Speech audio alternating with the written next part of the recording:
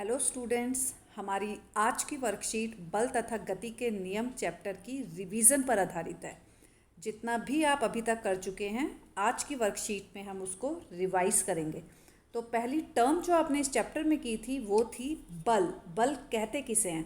बल का मतलब होता है किसी भी वस्तु को खींचना या धक्का देना। बल दो प्रकार के होते हैं, एक होता है संतुलित बल और दूसरा होता है असंतुलित बल। संतुलित बल का मतलब होता है ये वो बल होता है जिसका रिजल्ट परिणाम जो होता है ज़ीरो होता है।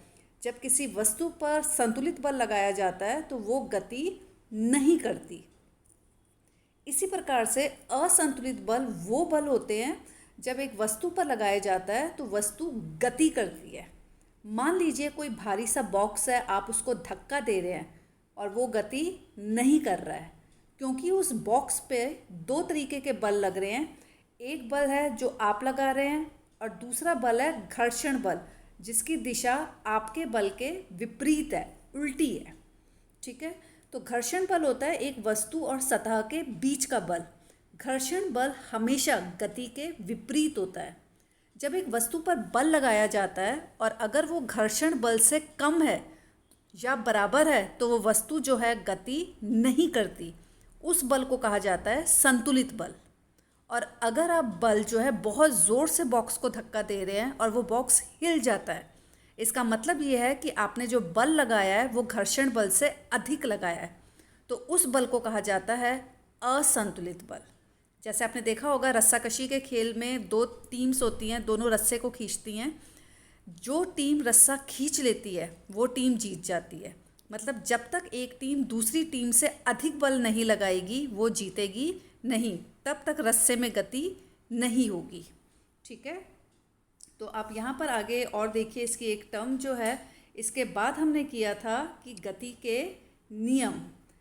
ठीक है, गति के नियम जो थे हमें किसने दिए थे, कौन से वैज्ञानिक ने दिए थे? न्यूटन ने दिए थे। आप यहाँ पर देखिए, न्यूटन ने हमें गति के 3 नियम दिए थे। गति का पहला नियम ये है आपका, गति का पहला नियम, ये है दूसरा नियम और ये है तीसरा नियम। तीनों बहुत इम्पॉर्टेंट है, पेपर में कोई ना कोई क्वेश्चन ज़रूर आता है। गति का पहला नियम आप देखिए, एक वस्तु जो है वो जिस अवस्था में होती है वो उसी अवस्था में बना रहना चाहती है जब तक उस पर कोई बाहरी बल ना लगाया जाए।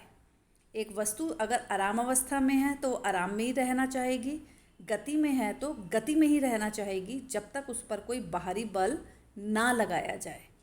आप कह सकते हैं इसी को जड़त्व का नियम भी। जड़त्व का नियम क्या होता है? ये एक वस्तु का गुण होता है जो उस वस्तु को उसी अवस्था में बनाए रखना चाहता है।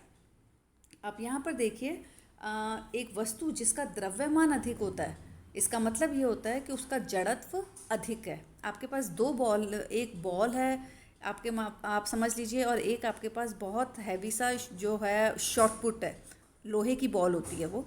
आपको इन दोनों को धक्का देना है, तो किसको धक्का देना आसान है? आराम से जो छोटी सी आपके पास टेनिस की बॉल है, क्योंकि उसका द्रव्यमान कम होता है, वो हल्की होती है, वो आराम से अपनी जो अवस्था है वो बदल लेगी। लेकिन जो शॉर्ट पुट होता है, वो लोहे की बॉल होती है, वो आराम से अपनी अवस्था नहीं बदलेगी, तो उसमें आपको अधिक बल लगाना पड़ेगा।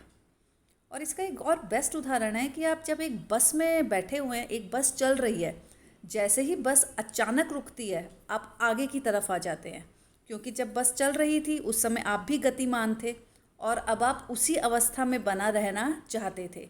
जैसे ही बस में अचानक ब्रेक लगी तो क्या हुआ? कुछ क्षण भर के लिए, क्योंकि आप उसी अवस्था में बना रहना चाहते थे, आप आगे की तरफ झटका खा जाते हैं।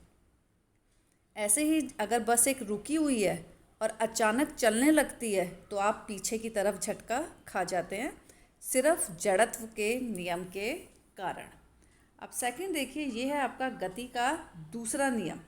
गति का दूसरा नियम क्या कहता है आपका? ये देखिए, सिंपल सा आपने याद रखना है, संवेग में परिवर्तन की दर जो है वो एक वस्तु पे लगाया गया बल संवेग में परिवर्तन की दर के बराबर होता है। ये है आपका गति का दूसरा नियम। गति का दूसरा नियम ये कहता है कि F बराबर होता है आपका ma। ठीक है, और इसमें संवेग को हम दिखाते हैं प्रतीक P से। संवेग बराबर होता है द्रव्यमान गुणा वेग। संवेग का मात्रक क्या होगा? एसआई मात्रक किलोग्राम मीटर पर सेकंड। और बल का एसआई मात्रक क्या होता है? न्यूटन। आपको ये बात ध्यान में रखनी है, ठीक है। तो ये बहुत इम्पॉर्टेंट है आपका गति का दूसरा नियम। और गति का आपने यहाँ पर भी देखिए, गति का जो आपने दूसरा नियम पढ़ा है कि F बराबर आपका होता है किसके? ma के। आप कब कहेंगे कि आपका बल जो है 1 न्यूटन है? F अगर 1 है, इसका मतलब ये क्या है? एक वस्तु का द्रव्यमान भी 1 है और उसका जो त्वरण है उसमें कितना त्वरण उत्पन्न हुआ है? 1। तो 1 न्यूटन बल का मतलब क्या होता है? जब कोई बल 1 किलोग्राम द्रव्यमान वाली किसी वस्तु में 1 मीटर पर सेकंड स्क्वायर का त्वरण उत्पन्न करता है। या आप सिंपल ये भी लिख सकते हैं, m1 है, a1 है, तो बल कितना होगा? 1 न्यूटन, ठीक है। आप यहाँ पर आ जाइए, गति का तीसरा नियम। गति का तीसरा नियम क्या बोलता है?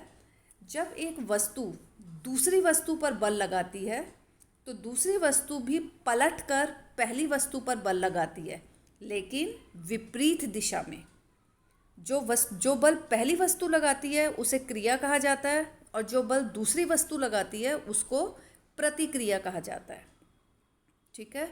तो दोनों वस्तुएं एक दूसरे पर बल लगाती है। आपने इसके उदाहरण अपनी लास्ट वर्कशीट में किए थे। जैसे नाव से आप जंप करते हैं तो नाव जो है पीछे की ओर जाती है गति के तीसरे नियम के कारण। जब आप एक गन से बुलेट फायर करते हैं, बुलेट तो आगे की तरफ जाती है लेकिन जो गन है वो पीछे की तरफ, गति के तीसरे नियम के कारण। हम जो चल पाते हैं रोड पर वो भी गति के तीसरे नियम के कारण। हम जो कॉपी में लिख पाते हैं वो भी गति का तीसरा नियम है, ठीक है। तो एक लास्ट जो आपने पढ़ा था इस चैप्टर में वो था संवेग संरक्षण का नियम। आपको याद होगा संवेग संरक्षण का नियम क्या कहता था? आप देखिए यहाँ पर, मान लीजिए आपके पास कोई 2 बॉल है।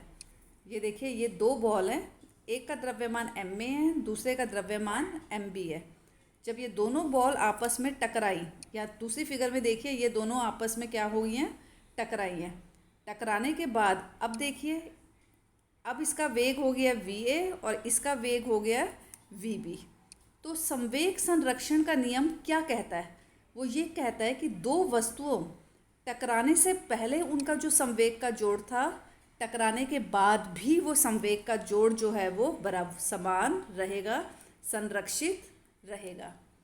2 बॉल है, 2 वस्तुएं टकराने से पहले उनका जो संवेग का जोड़ था, संवेग क्या होता है? द्रव्यमान गुणा वेग, m इंटू यू या v। तो इसका जो आपका सूत्र आ जाता है, आप मेन सिंपल सा आप ये याद रखिए, संवेग का संरक्षण का नियम ये है टकराने से पहले ma प्लस mb और ये है टकराने के बाद। इनका जोड़ जो है हमेशा समान रहता है, ठीक है। ये सारा जो है आप अपनी पुरानी वर्कशीट्स में पढ़ चुके हैं। तो एक बार इसके अभ्यास के आप क्वेश्चंस देख लीजिए कि क्या थे। पहला क्वेश्चन देखिए, 1 इकाई बल या 1 न्यूटन को परिभाषित कीजिए, ठीक है ना। आपने इसकी सबसे पहले वाली जो आपकी थी टर्म, यहाँ पर ही आपने इसको पढ़ा था। अब यहाँ पर देखिए आप, यहाँ देखते हैं इसको, थोड़ा सा ऐसे करके ध्यान से देखते हैं। ये लिखा है 1 न्यूटन। 1 न्यूटन का मतलब क्या होता है? जब कोई बल 1 किलोग्राम द्रव्यमान वाली किसी वस्तु में 1 मीटर पर सेकंड स्क्वायर का त्वरण उत्पन्न करता है। ये है आपका फर्स्ट क्वेश्चन का आंसर, ठीक है। सेकंड क्वेश्चन देखते हैं एक बार, क्या है इसका। देखिए आप, संवेग एवं बल के एसआई मात्रक लिखिए। आप देखिए संवेग का एसआई मात्रक क्या होता है? आपका संवेग होता है द्रव्यमान गुणा वेग। द्रव्यमान का हो गया किलोग्राम और वेग का हो गया मीटर पर सेकंड। ये है संवेग का। और बल का एसआई मात्रक आपने लिखना है न्यूटन, ठीक है। ये यहीं पर लिखे भी हुए हैं, आप यहाँ पर देखेंगे तो आपको ये मिल भी जाएंगे। ये देखिए, संवेग का एसआई मात्रक लिखा हुआ है किलोग्राम मीटर पर सेकंड।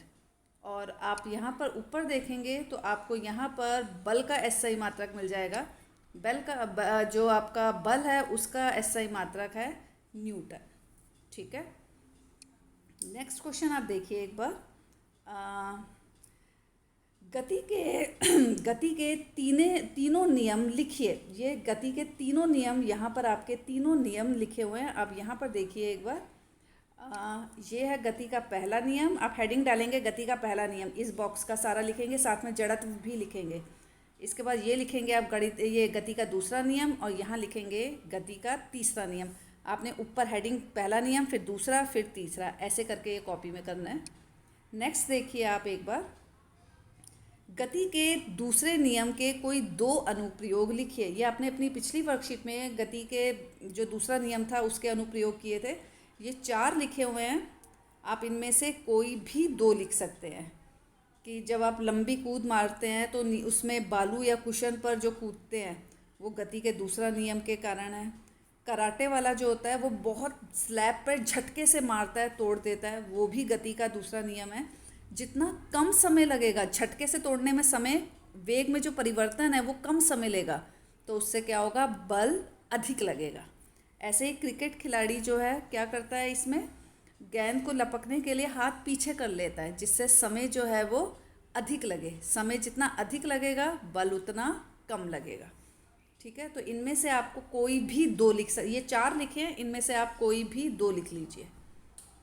जड़त्व को परिभाषित कीजिए। लास्ट क्वेश्चन है वो, यहीं पर आपकी लास्ट की टर्म ये लिखी हुई है, आपने यहीं से लिखना है, जड़त्व को परिभाषित करना है। ये आपका लास्ट है 5th क्वेश्चन का आंसर। ठीक है, तो आई होप आपको आज की वर्कशीट समझ आ गई होगी। Thank you.